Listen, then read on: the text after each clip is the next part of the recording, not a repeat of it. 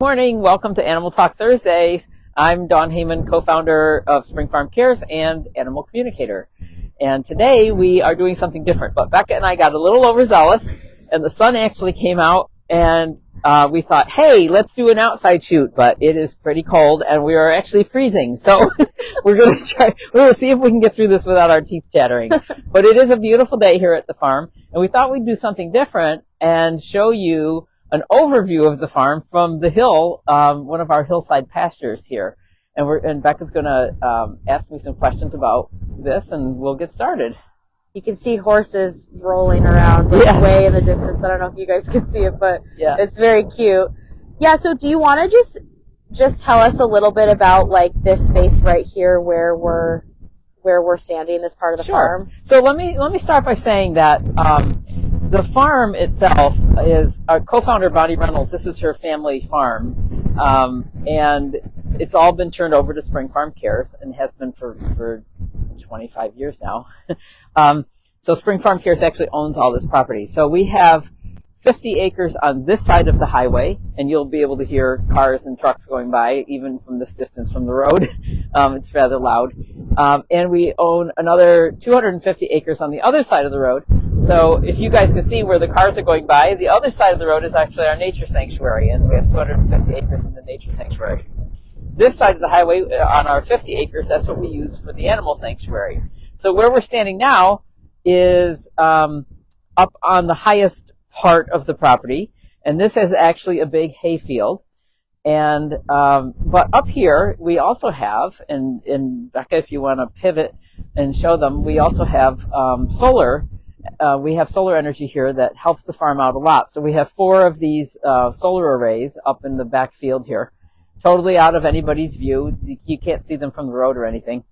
But that gives us a lot of power. And we used to also have windmills. We had 3 windmills here. And you can see that we've actually taken the windmills down. They're on the ground here, actually. And we're looking for a home for them. Let's put that out there.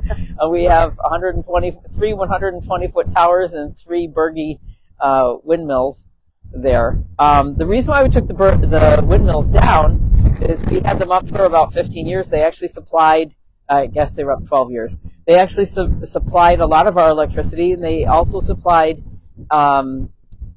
we had battery backups where they fed the batteries so that we could have some emergency power. The problem is that 2 of the 3 windmills developed an issue. One of them became evident just before winter. It was starting making a loud sound.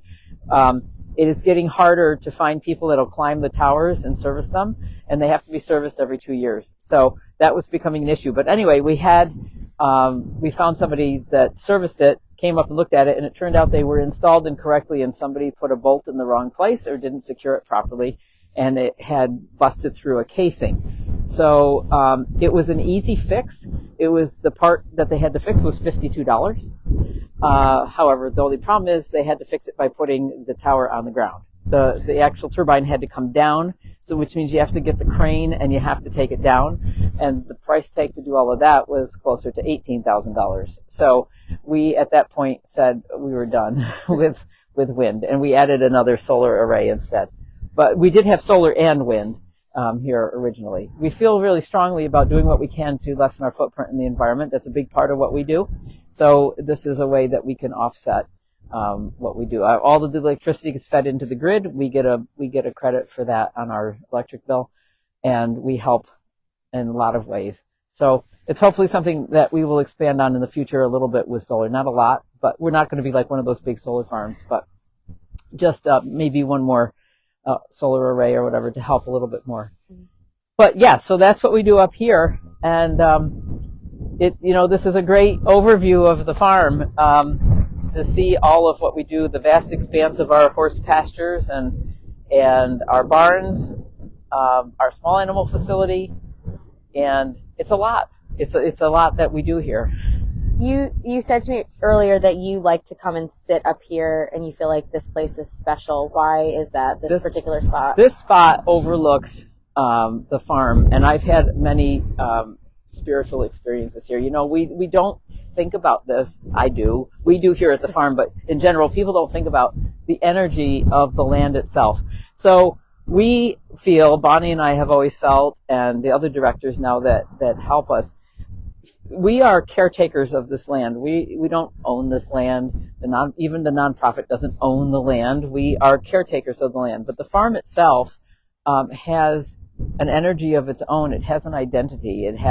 You can feel the energy of the farm. So we think of this land as a being. It's a living being, and so anything we do with the land is very sacred. We consult the land before we do anything. We don't just come up and dig and do anything, and that's especially true in the nature sanctuary. They are very careful about everything they do. But the other thing up here is that our horses, when they pass here, are all buried on the property. All of our animals are buried on the property. So this field also has a lot of our graves in here from over the years. So it's a lot of, in almost 40 years, we've had over 100 horses come and die. They've lived and died here over the years. That's a lot. So this area is very sacred for that reason. A lot of energy. Yeah, a lot of energy. Yeah, I've heard lots of people say that they feel like this place calls to them, kind of. Yes. And I wonder if part of it is the actual land that we're on. Absolutely. There's a lot of the history of this land, and Becca, I think it's fair to say that we're going to have a project coming later this year, so we'll just give a little thing that Becca's working on a project about the history of the farm and the land, and it's an incredible history going back to Native Americans, and there's a lot of the history of this land that we do know, and it's really phenomenal. What this farm has meant to many generations, and I feel I'm always aware of an energy dome around the farm, and I like to come up here because I can really feel that dome. It's like we're at the apex of the land here. This is about the highest elevation on the farm. Everything, as you can see, everything is on hills here at the farm. So it has its own challenges, but it's just an incredible thing. The farm sits on an aquifer, an underground aquifer. So one thing we do get here is a lot of lightning strikes. We are hit by lightning a lot, and that has its own challenges as well. And that's another story for another time. But there's a lot of energy, just a lot of unbelievably warm, loving, positive, sacred energy here. So, and yes, people are called here for sure. There are people that are here. I was called here, and we have our other top directors. Margaret was called here. Peg was called here. I mean, when you get that draw, you walk in here and you just feel like you're home. And there's a specific, really intense feeling that that you're supposed to be here. Yeah.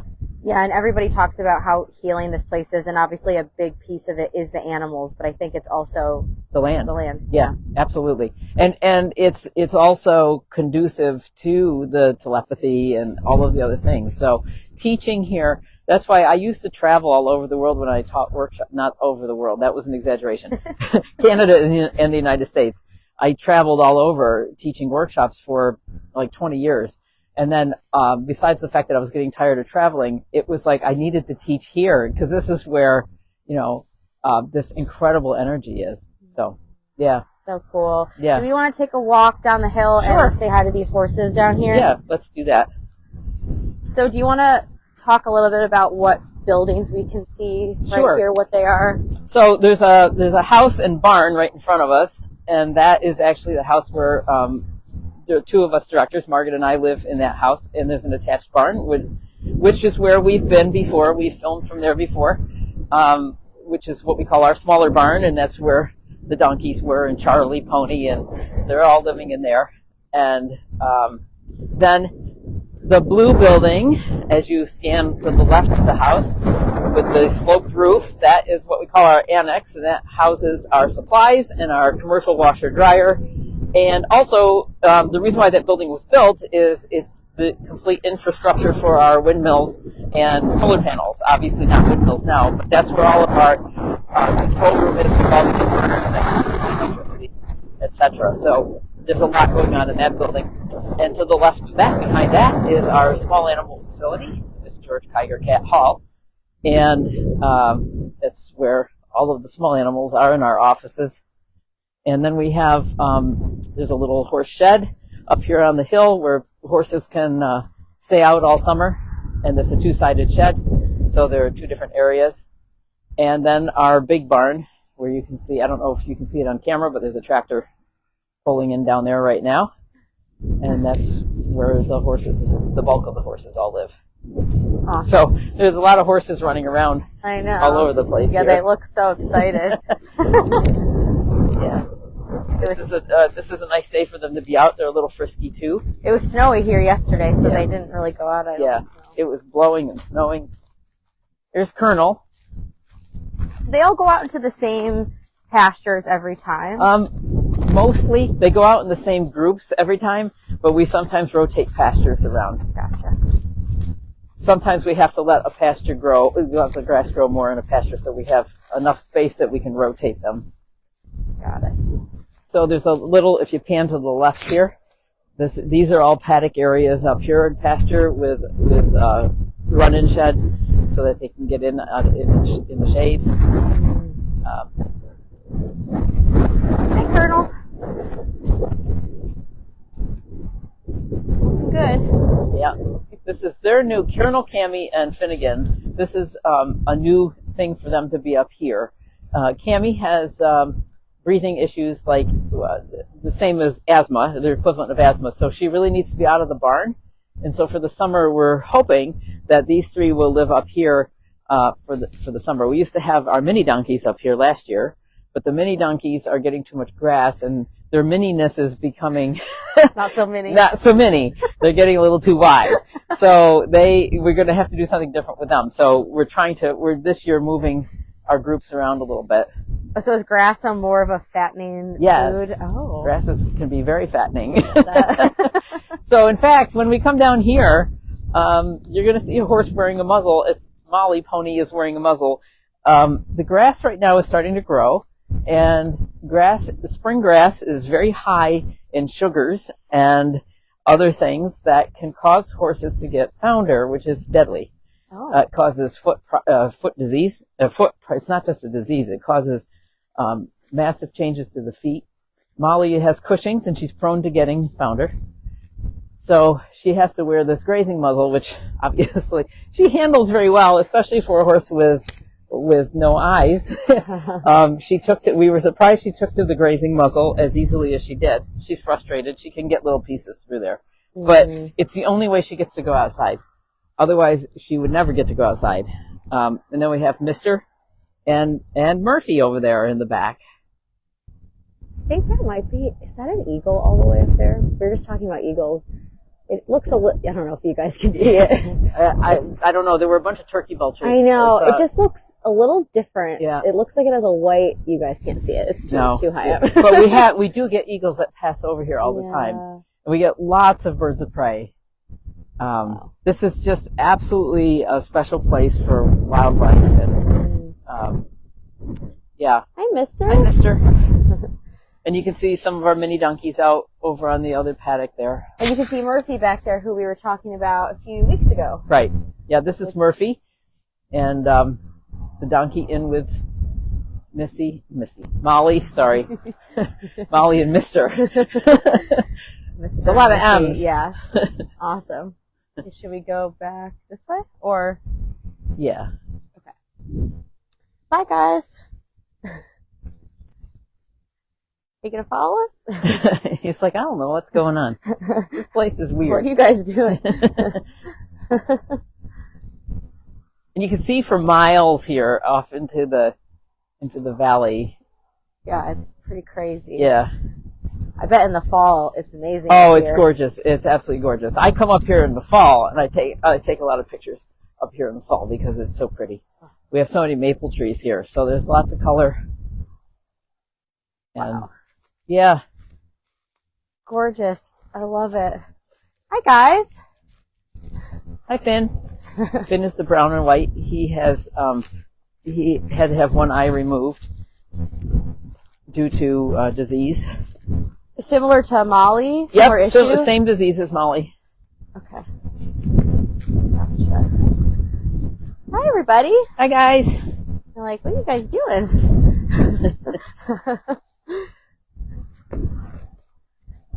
We have to, if we're going to go down that way, we have to go up. Okay. Oh, awesome. This is beautiful. A little cold. Still, we're going to be frozen. We kind of overestimated or underestimated how it doesn't feel as chilly at the bottom of the hill, but yes, which is why we had windmills up at the top. Yeah, I can see that's a great place for windmills. Yeah, I just need to shut a gate. So that's the house that Dawn was talking about, where her and Margaret live. There's also a cat room in this house that has more cats in it, and we were thinking about doing a live in there, but there's a parrot that is a little loud. Yeah, Max is a cockatoo, and he came from my family actually, but he lives with the cat room with 12 cats. He's in charge, but he screams all the time. So it wouldn't be. He screams all the time. If we come in with the camera, he's going to scream. Yeah, so, especially if it's someone maybe unfamiliar, which he doesn't really know me very well. So we may never do a live in there. We probably won't be doing a live in there. That's okay. But there's some really cute kitties in that room too. Yeah. All right. Awesome. Well, this was beautiful. And yeah, we don't really get a chance to talk about, we talk a lot about the animals. We don't really get a chance to talk about the land very much, but it's really just as special as the animals and the history here. And yeah, we definitely have some more projects coming out where you guys will be able to learn more about that. So keep an eye out for that. Very good. All right. Thanks, Dawn. All right, we'll see you guys next week. Okay. Bye-bye.